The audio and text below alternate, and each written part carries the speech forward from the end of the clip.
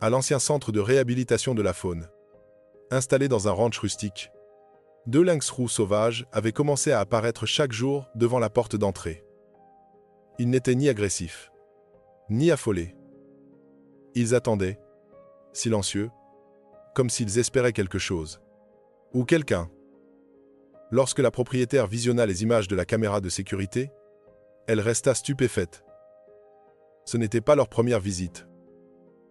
Ces lynx avaient parcouru de longues distances pour revenir, arrivant chaque nuit à la même heure, tenant leur veille jusqu'à l'aube. Ce n'était pas une coïncidence. C'était un message. Quelque chose les ramenait ici, quelque chose d'urgent, quelque chose d'intelligent, quelque chose qu'elle ne comprenait pas encore. Et au moment même où Margaret finit par découvrir la raison de leur retour, elle met au jour une vérité déchirante qui remettra en question tout ce qu'elle pensait savoir sur les animaux sauvages. Avant de commencer, n'hésitez pas à aimer la vidéo, à vous abonner si ce n'est pas déjà fait et à activer la cloche de notification pour ne manquer aucune nouvelle histoire. Le soleil du matin projetait de longues ombres sur la terrasse vieillie du centre de réhabilitation de la faune de Mountain View, un vaste ranch niché au pied de la Front Ranch du Colorado. Margaret Thompson, une spécialiste de la faune depuis plus de 30 ans, resta figée derrière la fenêtre de la cuisine, sa tasse de café suspendue à mi-chemin de ses lèvres. Pour le 3e matin consécutif, 2 lynx roux étaient assis parfaitement immobiles sur son perron. Leurs oreilles touffues frémissaient, et leurs yeux ambrés fixaient la porte avec une intensité qui lui fit battre le cœur plus vite. La plus grande des deux, une femelle adulte avec une oreille gauche marquée par une cicatrice et une tache blanche distinctive sur la poitrine, se tenait comme une sentinelle. À ses côtés, un lynx plus jeune, âgé d'environ 10 à 8 mois, imitait sa posture avec une précision troublante. Ils n'étaient ni agressifs ni inquiets. Ils attendaient simplement, comme s'ils espéraient l'arrivée de quelqu'un.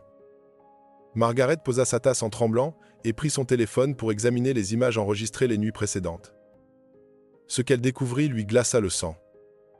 Les lynx arrivaient, chaque soir au coucher du soleil, restaient en veille toute la nuit, puis repartaient seulement lorsque la circulation du matin augmentait sur la route lointaine.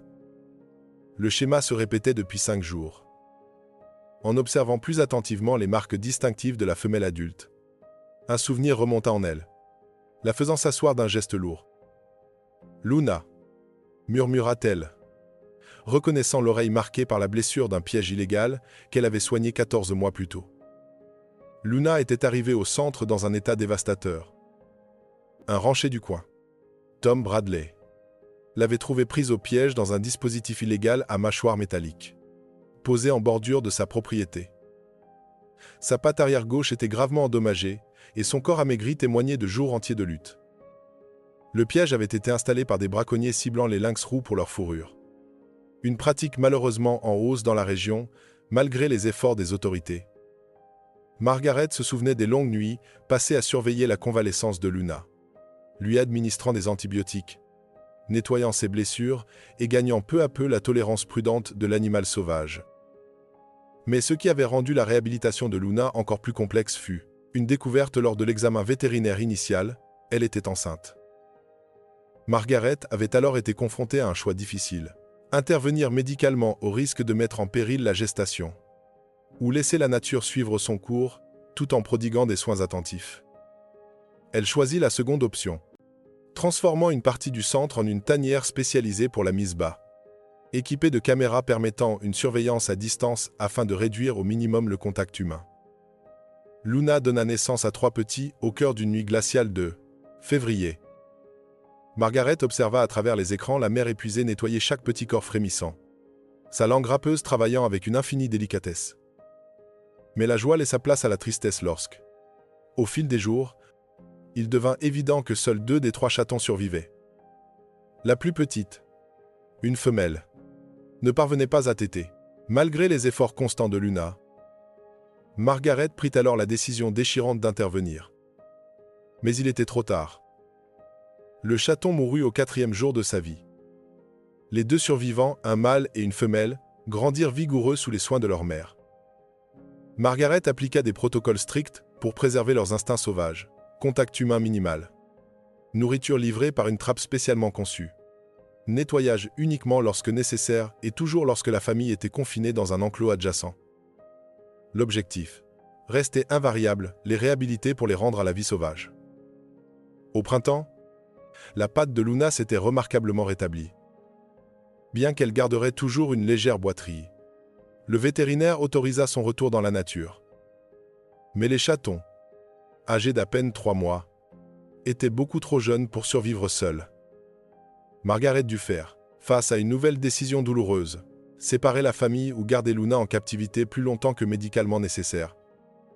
Après avoir consulté des collègues et étudié la littérature scientifique sur le comportement des lynx roux, elle prit la décision de relâcher Luna.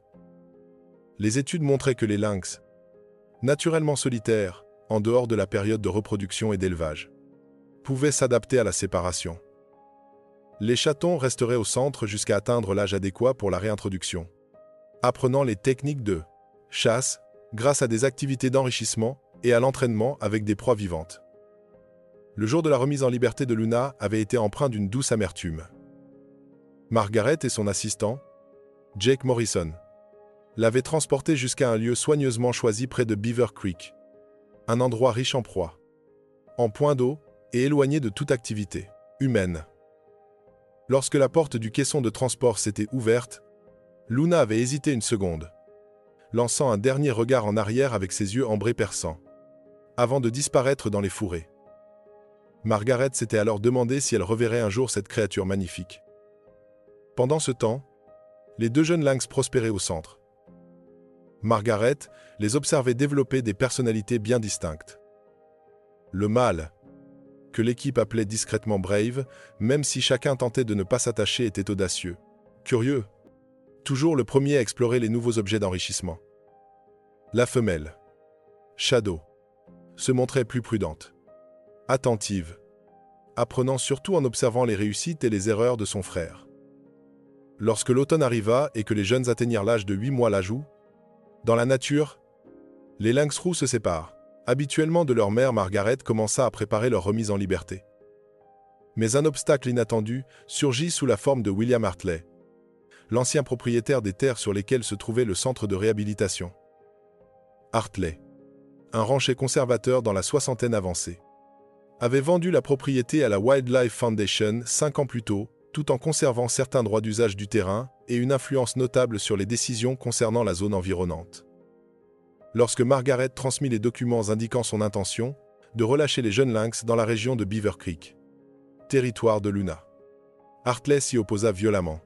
« Ces bêtes ne sont que des ennuis », avait-il lancé avec colère lors d'une réunion tendue au centre. « Mon neveu élève du bétail juste à côté. Si vous relâchez davantage de prédateurs, nous aurons des problèmes.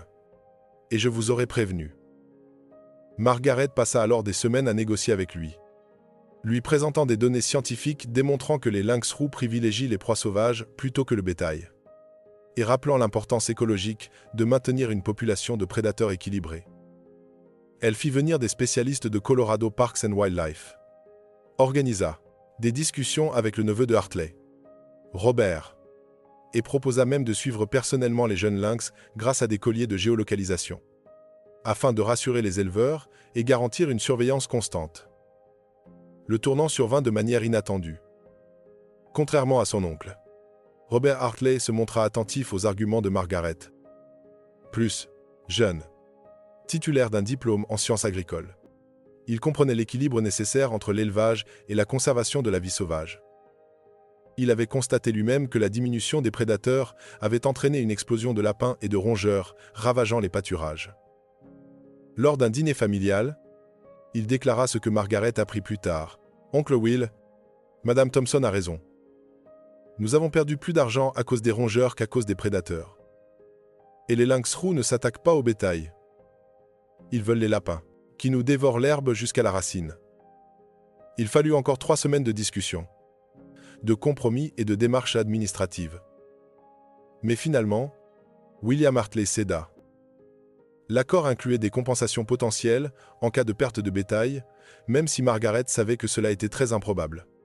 Un suivi régulier des jeunes lynx et l'engagement du centre à intervenir immédiatement en cas de problème. À présent, debout dans sa cuisine et fixant les images de la caméra de sécurité. Margaret comprit avec une clarté douloureuse pourquoi Luna était revenue. Le jeune lynx à ses côtés, cela ne pouvait être que Shadow. La femelle prudente, désormais adulte, mais portant encore les traits délicats qui la distinguaient lorsqu'elle était toute petite. Mais alors, où était Brave? Durant les heures qui suivirent, Margaret consulta des dossiers, passa des appels et rassembla des informations provenant des caméras installées dans la nature, ainsi que des observations recueillies par des randonneurs dans les environs. Ce qu'elle découvrit lui serra la gorge. Plusieurs marcheurs avaient signalé la présence d'un jeune lynx mâle blessé à l'une des pattes, aperçu près de Beaver Creek 3 semaines plus tôt. La blessure semblait correspondre à une nouvelle capture dans un piège illégal. Tom Bradley, le même rancher qui avait trouvé Luna lors de sa première blessure, avait contacté les autorités de la faune pour signaler des traces de sang et de fourrure à un autre site de piégeage. Bien que le piège ait disparu et qu'aucun animal n'ait été retrouvé, il était clair que les braconniers étaient encore actifs, continuant de cibler les lynx roux malgré la surveillance renforcée. Les mains tremblantes, Margaret prépara alors l'équipement spécialisé, un piège humanitaire, du matériel médical, des instruments de suivi, des couvertures thermiques. Elle appela Jake, qui arriva en moins d'1 heure. Et ensemble, ils établirent un plan d'intervention. Si Luna avait réussi à communiquer avec Shadow, si les deux jeunes s'étaient retrouvés dans la nature avant de faire face à une nouvelle tragédie impliquant Brave blessé ou pire, alors la venue de Luna au centre n'était rien d'autre qu'un appel désespéré à l'aide. Ce soir-là, contrairement au jour précédent, Luna et Shadow ne s'éloignèrent pas lorsque la circulation augmenta sur la route du matin. Elles restèrent sur le perron. Margaret, avançant lentement et avec prudence, sortit accompagnée de Jake. L'oreille blessée de Luna frémit, mais elle ne recula pas. La magnifique lynx se leva, s'étira, puis se dirigea vers le sentier qui traversait la forêt derrière le centre. Elle s'arrêta, se retourna et planta ses yeux ambrés dans ceux de Margaret. « Elle veut que nous la suivions, » murmura Jake, impressionné. Pendant 2 heures, Margaret et Jake suivirent les lynx à travers un terrain de plus en plus difficile. Luna avançait avec détermination malgré sa vieille blessure. Shadow restait tout près de son flanc, silencieuse et vigilante. Le soleil se couchait lorsqu'ils atteignirent une formation rocheuse abritant une petite grotte que Margaret reconnut immédiatement. Elle se trouvait à moins d'1 kilomètre de l'endroit où Luna avait été relâchée plus d'1 an auparavant. L'odeur les frappa d'abord. Infection, peur et quelque chose d'autre. Une note qui fit se nouer l'estomac de Margaret. À l'intérieur de la cavité, à peine visible dans la lumière déclinante. Mais c'est trouvé Brave. Le jeune mâle était vivant, mais très affaibli. Sa patte avant droite était enflée. Infecté, probablement à cause d'un collet métallique dans lequel il s'était débattu. Il avait réussi à se libérer, mais la blessure était profonde. L'infection sévère. Margaret réagit aussitôt, son instinct professionnel prenant le dessus. Tandis que Jake montait la garde et documentait la scène pour les autorités de la faune. Elle administra un sédatif à l'aide d'une seringue fixée au bout d'une perche. Ses gestes, précis et maîtrisés, grâce à 3 décennies d'expérience. Luna et Shadow observaient depuis un rocher voisin. Leur corps tendu, mais confiant. Le retour au centre se fit dans l'obscurité. Brave fut installé dans un caisson de transport, bien sécurisé, tandis que Luna et Shadow suivaient le véhicule à distance, comme 2 ombres silencieuses. Margaret travailla toute la nuit, nettoyant et débridant la blessure, administrant des antibiotiques et des fluides. La blessure était grave, mais pas irréversible. Brave garderait sa patte même si, comme sa mère, il porterait à vie une cicatrice et une légère boiterie. Pendant 3 semaines, Brave se rétablit dans le même enclos où il avait passé ses premiers mois. Luna et Shadow, quant à elles, s'installèrent dans la forêt voisine, apparaissant chaque soir au bord du terrain du centre comme 2 esprits, gardiens. Margaret déposait régulièrement de la nourriture à la lisière des arbres. Comprenant que la famille continuait de maintenir son lien malgré la séparation physique imposée par les soins. Le jour où Brave fut déclaré apte à retourner dans la nature marqua un tournant non seulement pour la famille de lynx, mais aussi pour toute la communauté. William Hartley lui-même se déplaça, accompagné de Robert et de Tom Bradley. Les médias locaux couvrirent l'événement, et de nombreux dons affluèrent pour soutenir les efforts contre le braconnage. L'image de Luna attendant patiemment devant la porte du centre, capturée par les caméras de sécurité, devint un symbole puissant de l'intelligence et des liens familiaux présents chez les animaux sauvages. Lorsque Margaret ouvrit la porte du caisson, au même endroit où Luna avait été relâchée plus d'1 an auparavant, elle vit Brave sortir prudemment. Sa patte guérie mais encore sensible. À peine quelques secondes plus tard, Luna surgit des fourrés avec Shadow.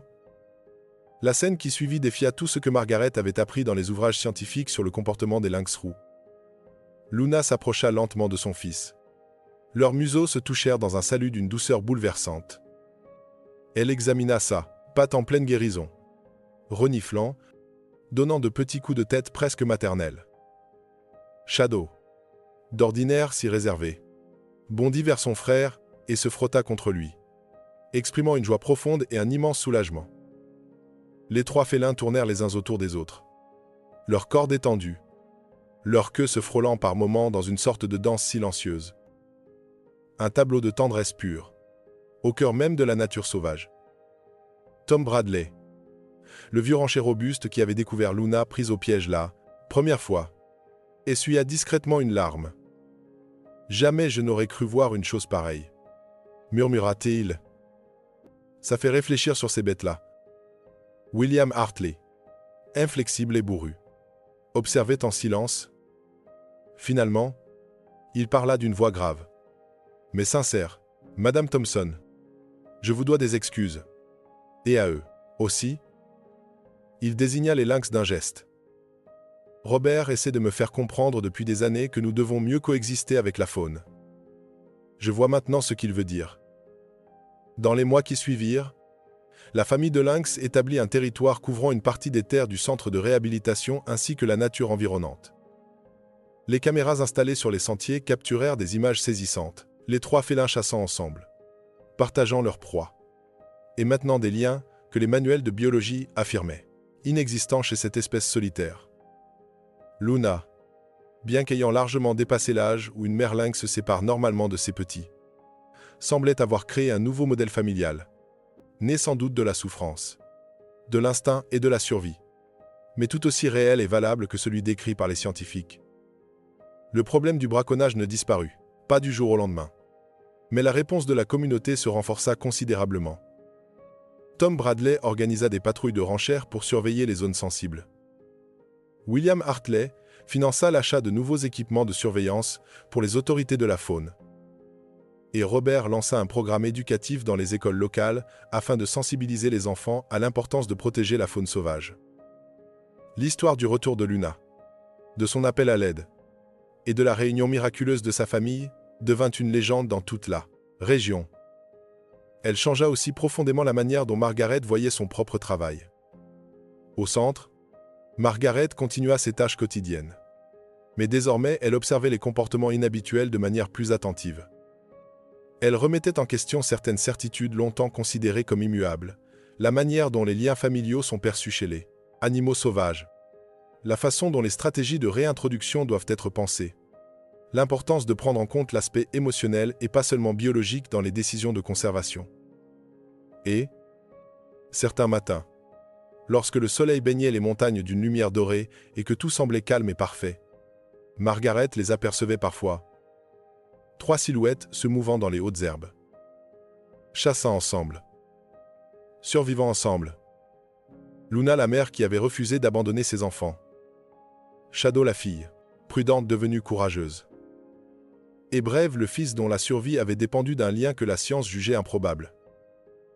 La caméra de sécurité qui avait immortalisé la longue attente de Luna sur le perron continuait d'enregistrer. Mais désormais, elle capturait d'autres scènes, des visites occasionnelles de la famille, toujours à distance respectueuse. Non plus pour demander de l'aide, mais être pour reconnaître le pont fragile qui avait été construit entre 2 mondes. Un pont fait de confiance, de compassion et de la certitude que l'amour existe sous de nombreuses formes. Même au cœur sauvage d'une mère lynx qui savait parfaitement où frapper à la porte lorsque son enfant avait besoin d'aide. Au final, l'histoire de Luna et de ses petits devint bien plus qu'un simple récit de réhabilitation d'animaux sauvages. Elle devint un témoignage bouleversant de l'intelligence, de la sensibilité émotionnelle et de la complexité des liens familiaux chez les animaux. Un rappel puissant de l'importance du rôle joué par les communautés locales et les efforts de conservation. Et une preuve éclatante que, parfois, la meilleure science consiste simplement à écouter ce que les animaux essaient de nous dire. La famille prospéra dans son territoire libre, sauvage mais toujours lié, d'une manière subtile et profonde, aux humains qui avaient compris une vérité fondamentale. Parfois, l'acte le plus noble de conservation consiste simplement à ouvrir une porte lorsqu'une mère vient frapper pour demander de l'aide, pour sauver son enfant.